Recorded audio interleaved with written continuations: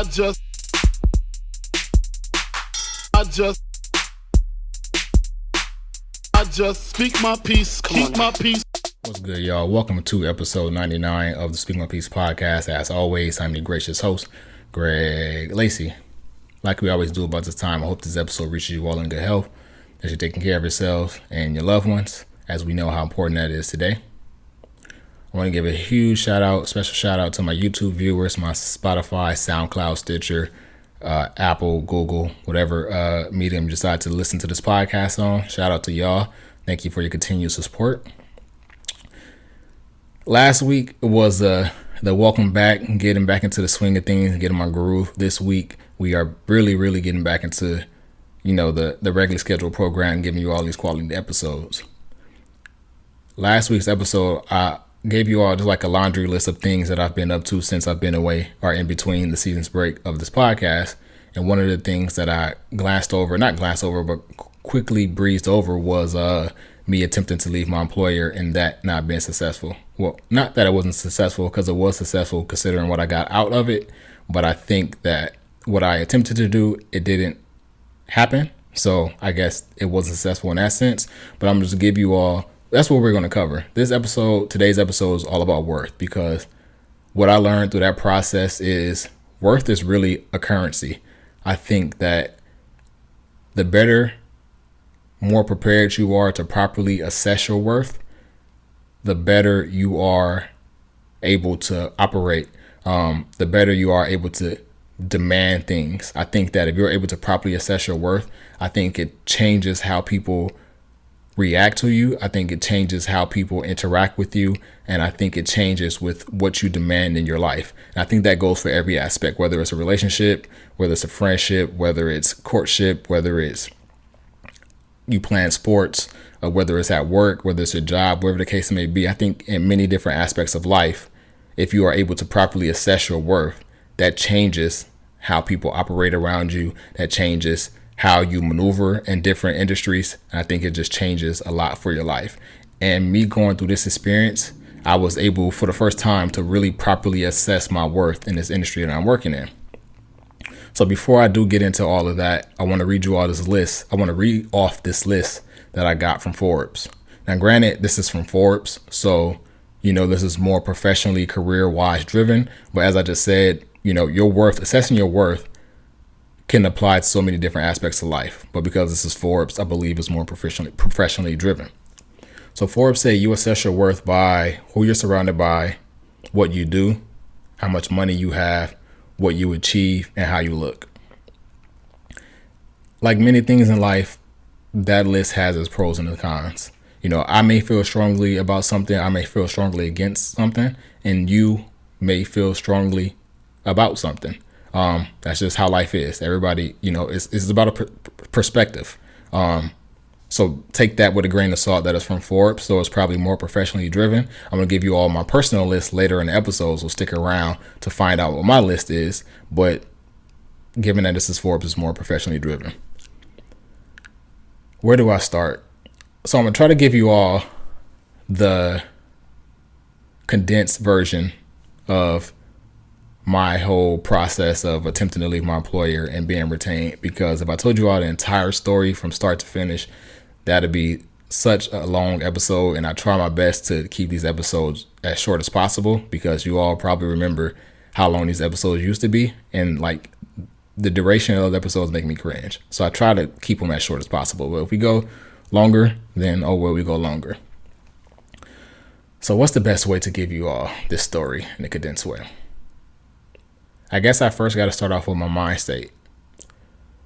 So if you all remember, like around episodes 60 something, I don't remember exactly the episode, but I had grown into a depression when I came back home from school, because I had been applying for jobs for so long and wasn't getting callbacks, wasn't getting hired, and different things like that.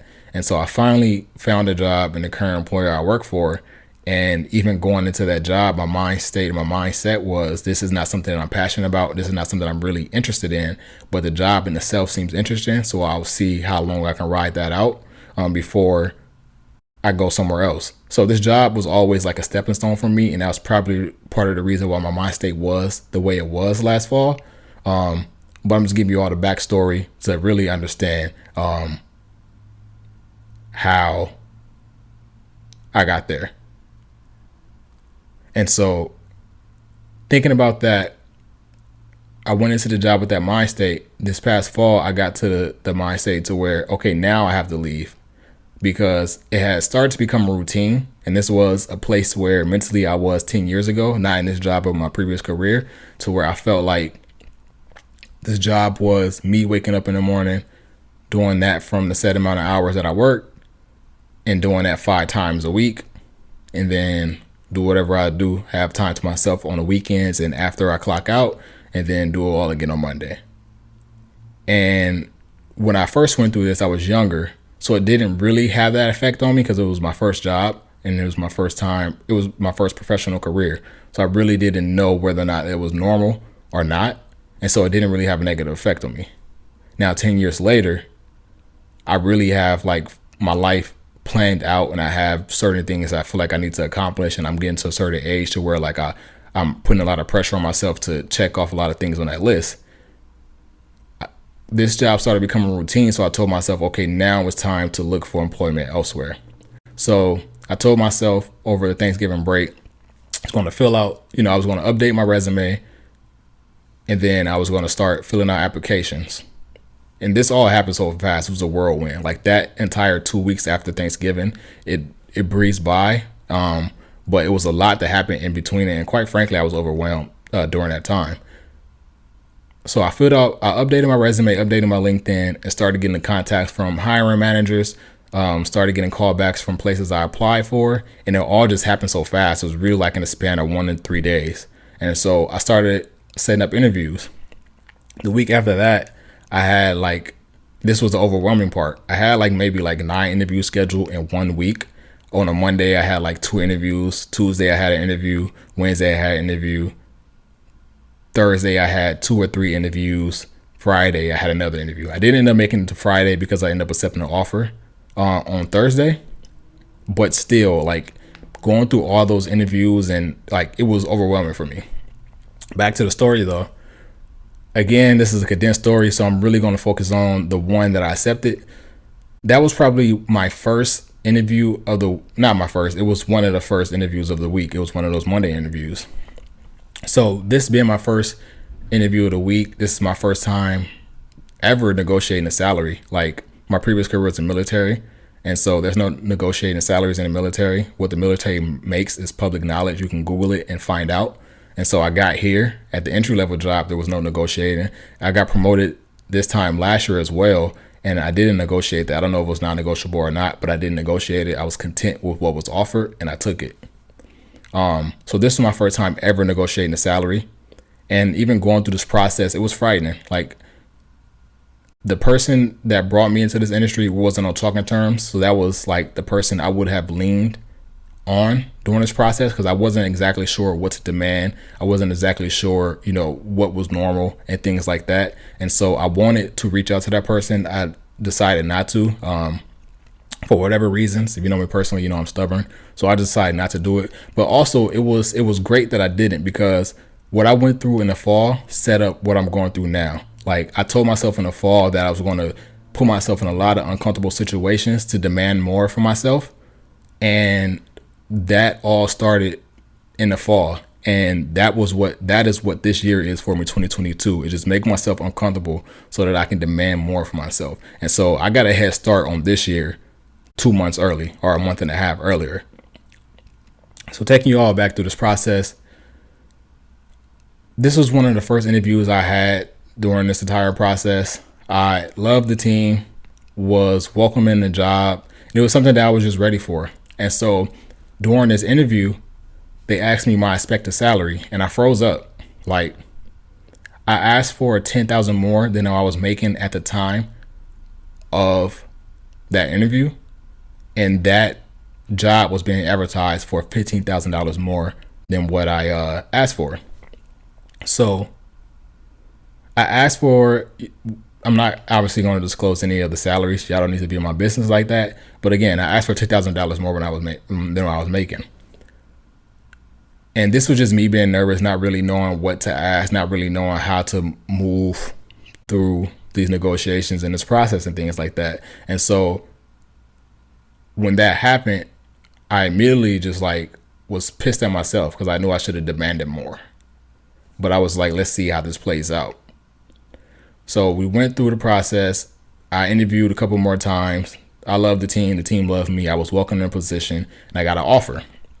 Now, this offer was $5,000 more than what I asked for.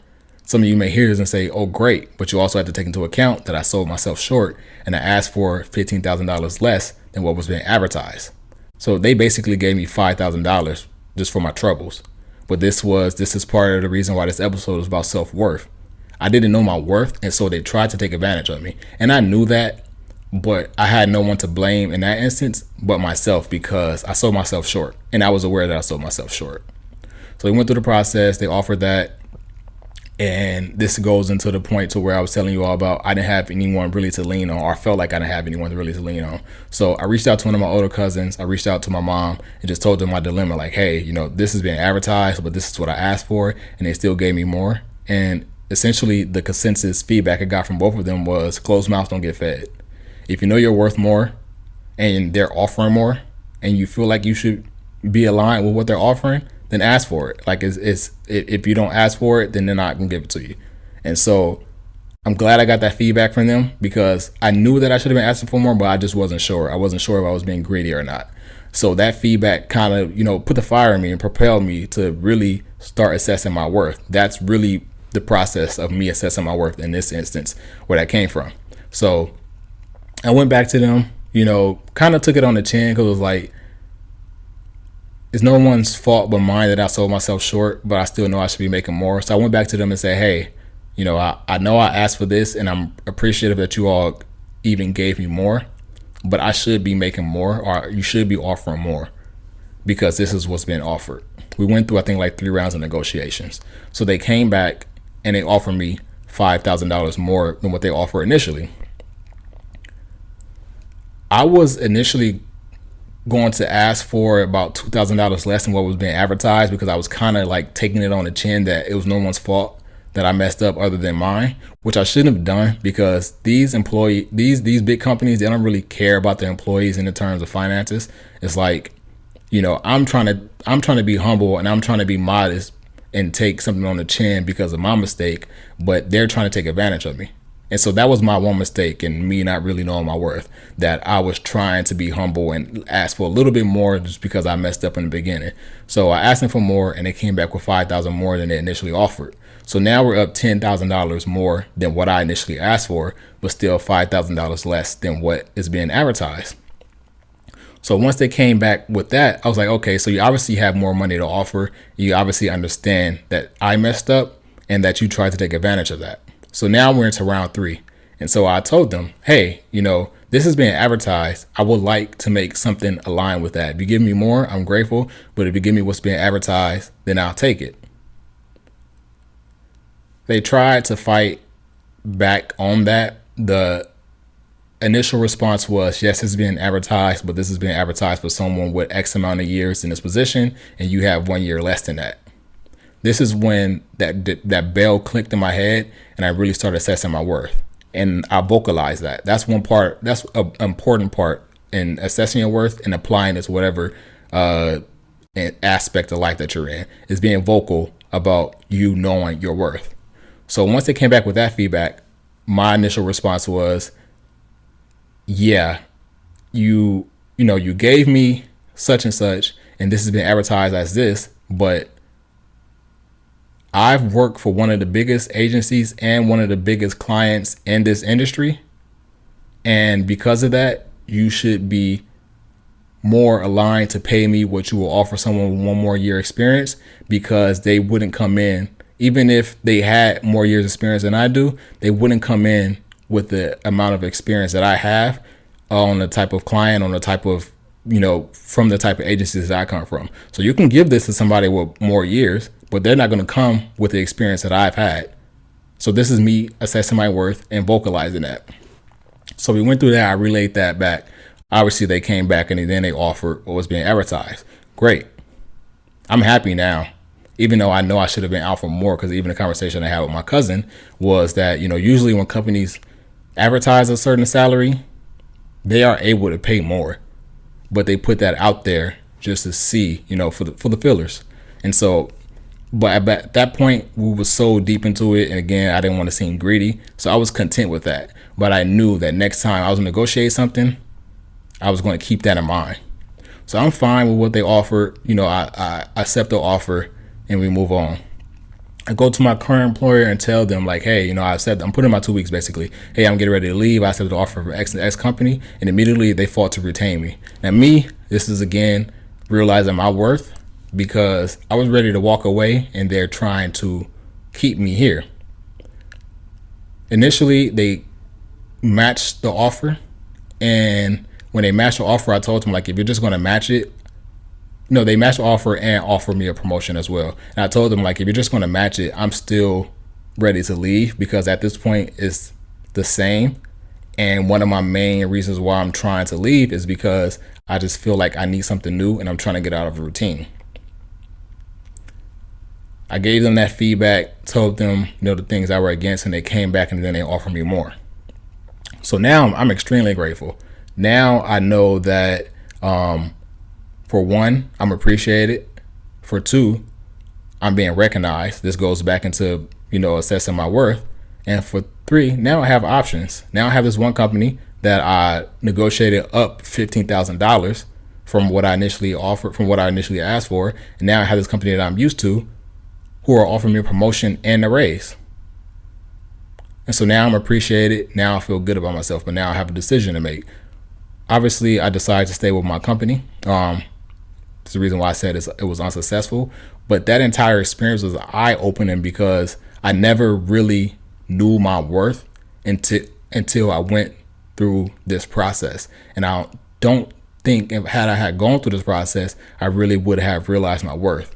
And so now moving forward, no matter how many years I stay in this industry, I know how to properly maneuver and operate within, this process, because I know how to assess my worth.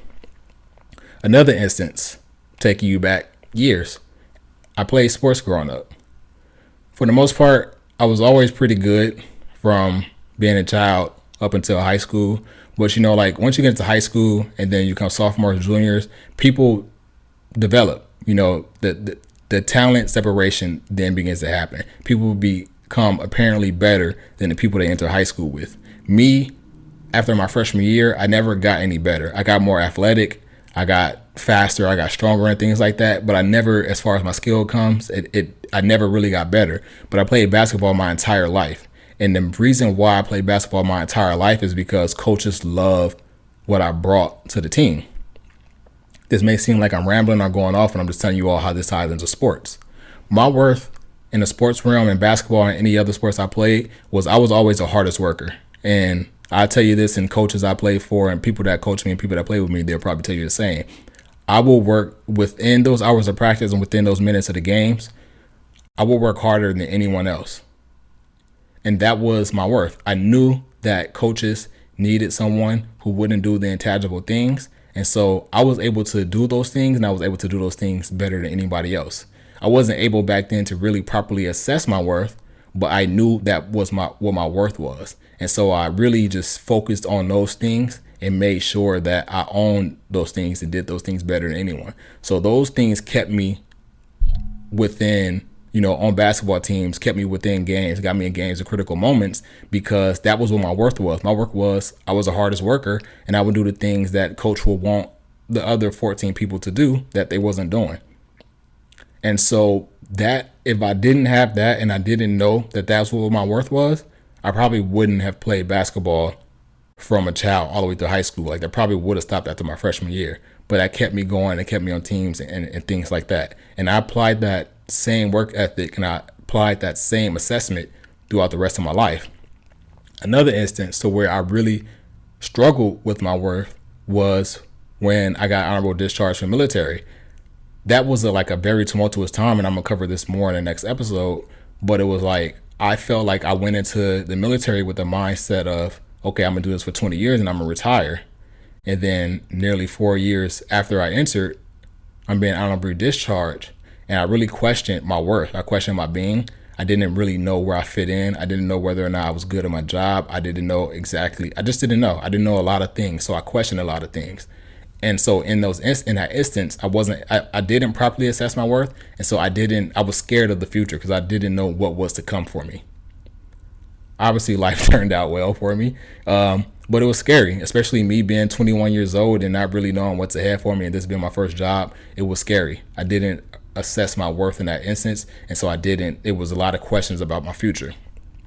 Another instance to where someone tried to take advantage of, not really try to take advantage of me, but they didn't know my worth and I knew my worth. And because I was able to properly assess that, I was able to demand or get out what I wanted to get out. So when I first got out of the military, I decided to go to school. I went to community college, did the 4-year route. I went to community college in San Diego. Then I went to St. John's for 2 years. So when I first got to the community college in San Diego, I had an education plan. I arrived in the fall of 2014. That education plan said that I wasn't going to graduate until the spring of 2017. And during the spring of 2017, I was in my second semester at St. John's. How I properly assess my worth in that situation is, for one, the counselor didn't care about me. They were just doing their job. Someone come in, they have a certain major. This is the path that you usually take to graduate, and that was that. Like, I didn't have any personal conversation with that counselor. The counselor didn't ask me, what I had planned for my life. It was literally just, this is another person. We're gonna check off this list and we're gonna go. Me knowing my worth, this goes back to the basketball. I know my work ethic. If I have my mind set on something to do something, I'm going to do it. And what really fueled me up in that instance was fear. I knew a lot of people back home who went the community college route and stayed in community college for 4 or 5 years, or just didn't finish community college. I'm not using this time to talk bad about community college. Me personally, if my schooling wasn't paid for, I would have stayed at community college as long as I could to gain as many credits as I could, and then went on to a 4-year just to alleviate having to take out loans and things to get when I got to a 4-year. But some people, they go to community college route and they stay there for however long and just never leave. But that was my fear. I didn't want to be like those people, and I knew that I wasn't an average person. And so once I got the education plan, I said, this is not like this, like, I'm not going to be in this community college for 3 years. It just makes no sense, and it doesn't align with what I have set for myself. So what I did, this education plan was set up by semesters. Like, it would say, take these courses this semester, take these courses this semester, take these courses this semester. What I was doing is I was bringing up classes every semester. So that first semester on the education plan, I was only set to take 4 courses. I would bring up a course or 2 from the next course to come up, so that, I was expediting the process. So this course, this semester, I originally have 4. I'm bringing up 1 or 2 courses from this semester. So now I have 5 or 6 in this semester. And then the next semester, I only have 2. So now I'm bringing up 2 or 3 more from the semester after that, and so on and so on. And this process, and the reason why I was able to do that is because I knew that, this education plan was set out for someone who's average. I'm not an average person. If I have my mind set to something, I know that I can achieve it. All I got to do is work hard and figure out how to get it done. And that's what I did. And that's why I went through the process that I went through, because I had no intentions of being an average community student or staying there longer than I need to. I ended up graduating the summer of 2016. I guess you can say fall 2016, because I walked in the summer, but I still had a course to take in the fall. But for the most part, I spent 2 years there as I had originally planned. Then I went on to St. John's. Went on to St. John's and walked into the same situation. I had 2 counselors at St. John's. The first counselor, I don't remember who that counselor was, but it was kind of like similar to what I experienced in the San Diego Community College. And then my second counselor was a woman. I wish I remember her name. I just remember it started with a P. And she heard what I wanted for myself, and she was aligned with that. So my first counselor, when I got to St. John's in January 2017, had me on an education plan to where I wasn't supposed to graduate until May 2020, I think. So think about that. I wasn't supposed to graduate in May 2020. Coronavirus came around. early 2020. So I probably wouldn't have graduated until sometime last year, if I'm being honest with myself, just because of how life happens and with that education plan that was set for me. But I ended up graduating a year earlier.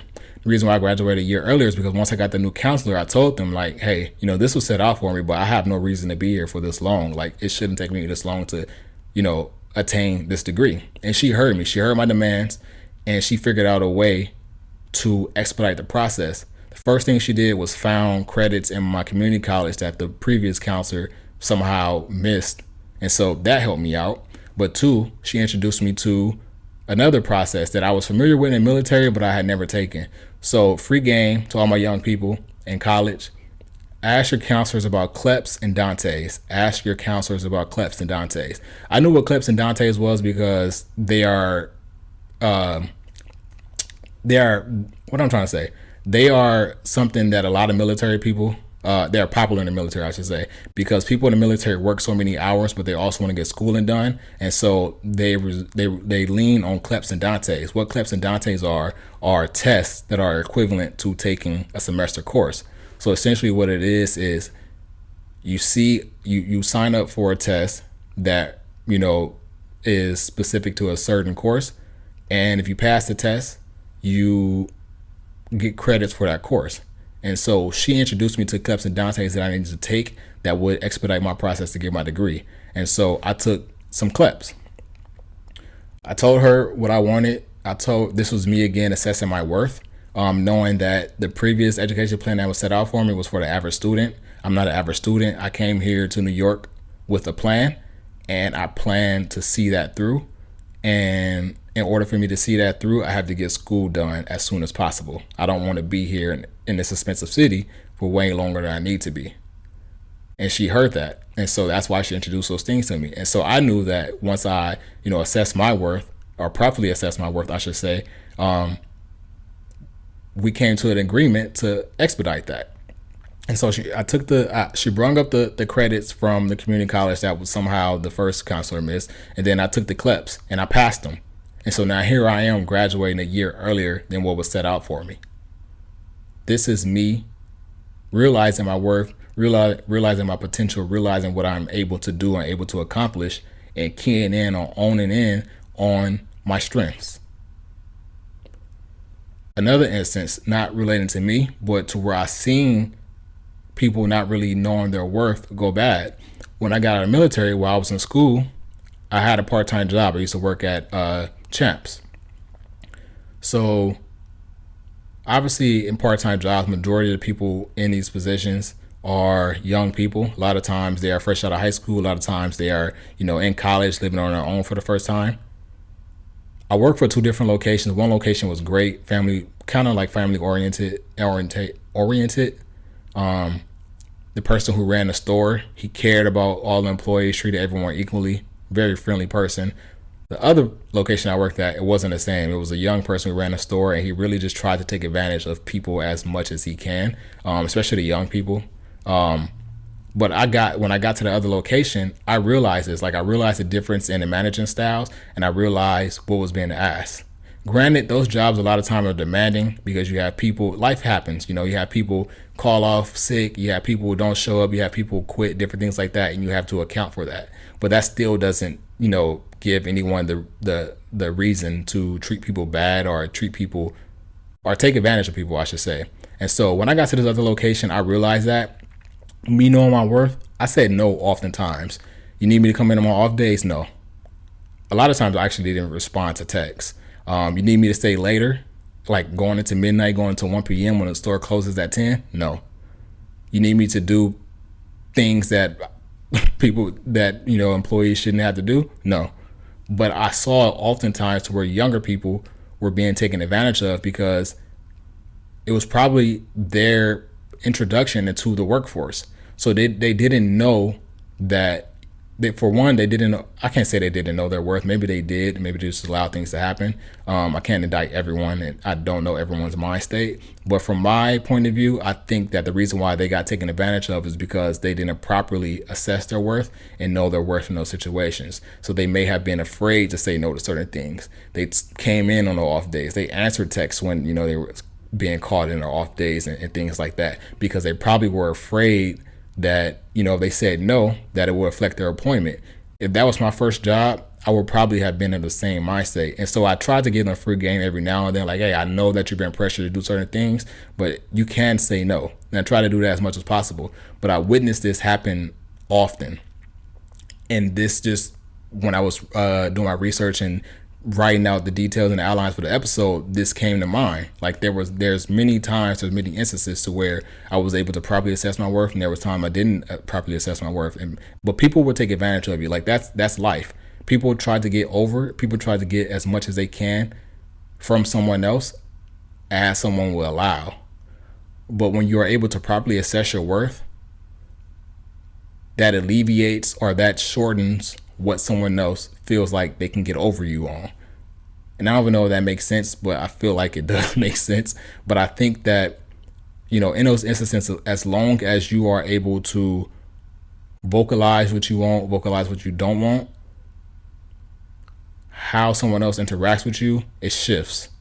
And they know, okay, stay away from that person, not to ask that from that person, because they are aware what is allowed and what isn't allowed. And so as we get near the end of this episode, as I promised you I was going to read you all my list, I made up my own list of how to properly assess my worth and how I feel like I properly assess my worth in those situations.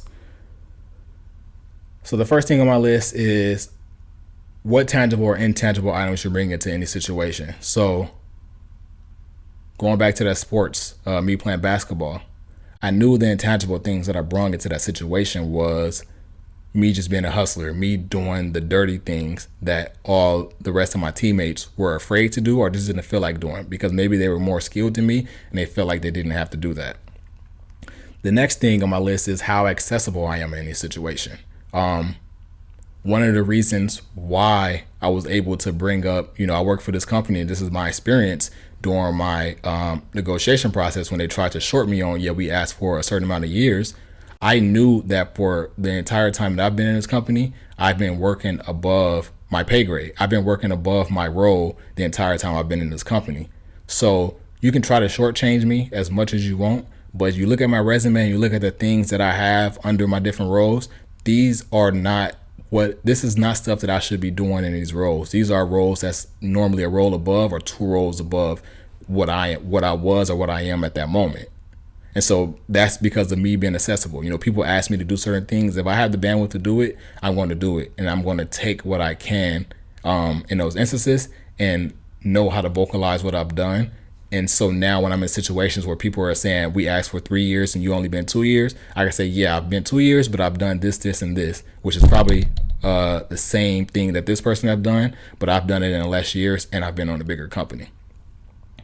What I've done in history.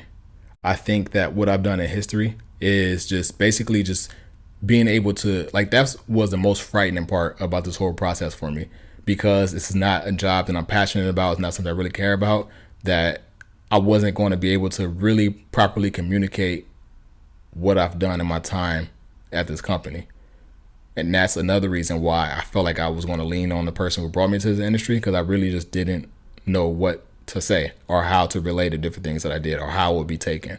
But if you're able to vocalize, you're able to communicate what you've done in your history, that's going to make, and again, this is not just professional. I'm just giving you my professional example on how that relates to me. But if you can align that and you can vocalize that, then you'll be good. Again, going into relationships, going into friendships, if you can vocalize that and you can communicate those things, it changes and it shifts the dynamic of how someone interacts with you. How teachable I am. You should be teachable for your entire life. In a relationship, let your partner teach you certain things, be introduced to certain things. In a job, let your supervisor, let associates, let directors, let them be able to teach you certain things so that you are more expandable. In sports, definitely got to be coachable. The more teachable you are, the better you are in the relationships that you can create with different people, because now they know that they can work with you. No one wants to work with anyone who isn't teachable in every aspect of life. Next on my list is how much money I make. I kind of took that from Forbes, but I mean, the money I'm making, the money that I was able to negotiate, it definitely It definitely made me happy, but I knew my worth. And so now I know going forward, the next time I have to negotiate something, that I know what I should ask for. Again, money brings happiness. Money brings as much happiness and joy as it does sadness. So take this part with a grain of salt. But I think that when you're making a certain amount of money, you have a better sense of worth of yourself. Last on my list is how happy I am. This is going back to the morale. This is going back to where I was in the fall, where I felt like I was going through a routine. And because I was going through a routine, it was having a negative effect on my mind state. And so wherever you are, whatever aspect, again, whether it's a job, whether it's a relationship, whether that's friendship, whether that's in sports, how happy you are really affects your worth. So again, I'm gonna read you all. My list is what tangible and intangible items I bring to any situation, how accessible I am in any situation, what I've done in my history and the different positions that I've been in, how much money I make, how teachable I am, and how happy I am. I feel like I did a pretty good job in condensing that entire process in this episode within 40 minutes. But I encourage you all, man, be vocal about what you want and be as vocal about what you don't want. Because if you're not, people are going to take advantage of you. I know because I'm that person. Like in my personal life, even though I have a podcast, I don't talk a lot. I don't communicate with people a lot. And so I know the different instances and I know the different situations where people try to take advantage of me because they mistake my silence for weakness. But I'm not. Like, I'm a very strong-willed person. I'm a very confident person. I don't have a low self-esteem. And so I am able to forbid people from trying to take advantage of me. And I'm able to vocalize what I don't want.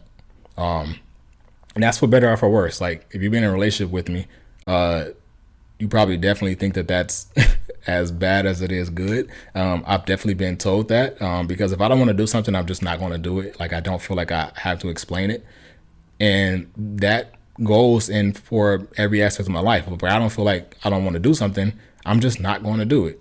But again, if you're as vocal about what you don't want as you are as vocal about what you do want, I think the better you are able to operate and maneuver in different instances in life.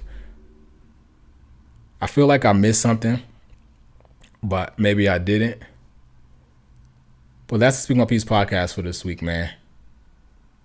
Actively, properly assess your worth so that you are better off in whatever industry and whatever relationship, whatever friendship, wherever you are in life. If you're able to properly do that, you're going to be able to move freely and move happily throughout whatever you're going through. Before we get out of here, my what to watch for this week, we're going to go over Euphoria. Euphoria returned on HBOMax a couple of weeks ago. If you don't have HBOMax, do like I do. Use someone's password and definitely watch that. I think it's been away for like 2 years, but it's finally back, and it's definitely, if you haven't watched it before, it's good.